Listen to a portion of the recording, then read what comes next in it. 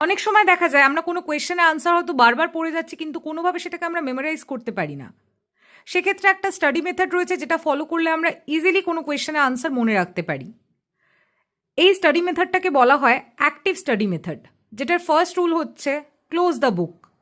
যে বইটা তুমি পড়ছো, আনসারটা পড়া হয়ে গেলে জাস্ট বইটাকে বন্ধ করে রেখে দাও, এবার একটা ব্ল্যাঙ্ক পেপার নিয়ে নাও।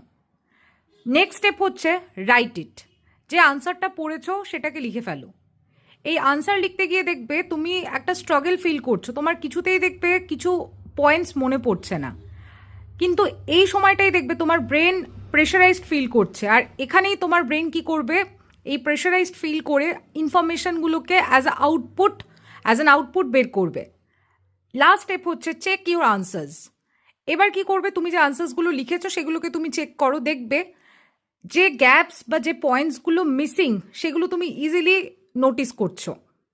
এইভাবেই দেখবে বারবার প্র্যাকটিস করার ফলে তোমার আনসার রাইটিং অনেক বেশি ভালো হয়ে গেছে, এবং তুমি অনেক কম সময় যে কোয়েশ্চেনগুলো হয়তো মেমোরাইজ করতে পারছিলে না, সেই কোয়েশ্চেনের আনসারগুলো তুমি ইজিলি মেমোরাইজ করতে পারবে। Our memory isn't about just reading, it's about retrieved. আমাদেরকে প্রেশারাইজ করতে হবে নিজেদের ব্রেনকে সেই আনসারগুলোকে মনে রাখবার জন্য, যাতে আমাদের ব্রেন ইনফরমেশনগুলো ইজিলি বের করতে পারে।